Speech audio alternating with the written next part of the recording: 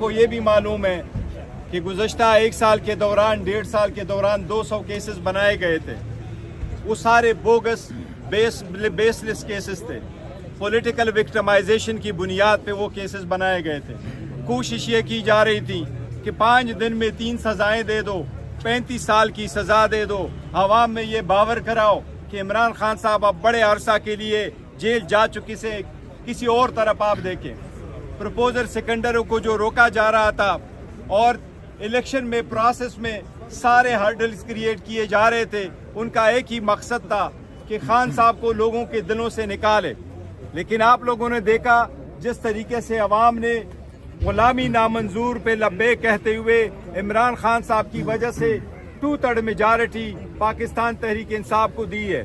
اسی طریقے سے جو ٹرائل اب چل رہے ہیں, جس طریقے سے ہمارے ٹرائل چلے, جس میں سے نہ کراس ایگزامینیشن کا موقع دیا, نہ اپنی صفائی میں ایویڈنس کا موقع دیا, وہ بھی آپ لوگوں نے دیکھا تھا. سارے میڈیا اڈیالہ جیل آیا کرتا تھا, باہر میں ہم بریف دیا کرتے تھے.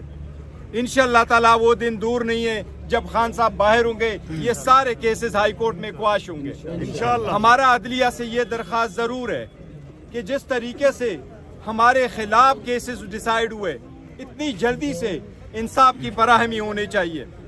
جج صاحبان اڈیالہ جیل میں 14 گھنٹے ہیئرنگ کیا کرتے تھے, 10 منٹ کی بریک لیا کرتے تھے.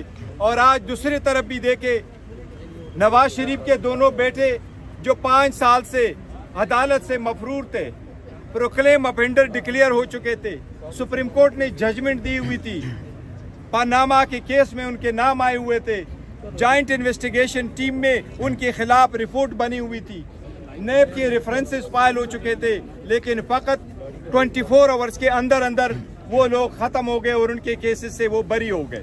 اسی طرح ہمارا بھی حق ہے, قانونی اور آئینی, وہ ہمیں حق ملنا چاہیے. ہم عدلیہ کا احترام کرتے ہیں, عدلیہ پہ اعتماد کرتے ہیں, قانون کی طریقہ کار کو اپناتے ہوئے ہر عدالت میں جاتے ہیں. ہم عدالت سے فقط ایک بات کی امید رکھے ہوئے ہیں کہ ہمارے جو فنڈامنٹل رائٹس کے ان کی پروٹیکشن کرتے ہوئے عدلیہ کو ان کا اوتھ ریمائنڈ کراتے ہوئے امید رکھتے ہیں کہ انشاءاللہ ہمارے ساتھ انصاف ہوگا. اس کیس میں بھی آج منڈے پہ چلا گیا, ہمیں امید ہے عدلیہ اس میٹر کی سینسٹیوٹی کو دیکھے گی. آپ خان صاحب پہ پریشر ڈالنے کے لیے بشرا بی بی کی کنوکشن کی گئی ہے. بشرا بی بی کا جو کیس ہے توشخانہ کا, اس کے ساتھ کوئی تعلق نہیں.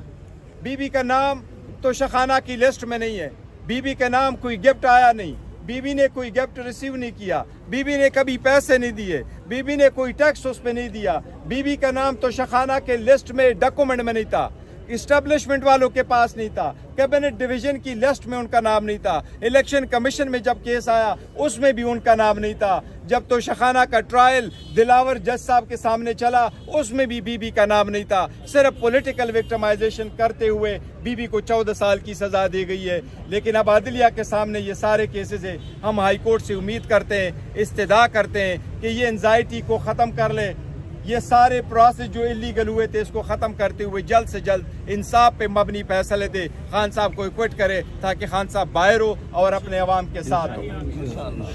تھینک یو جی, شکریہ.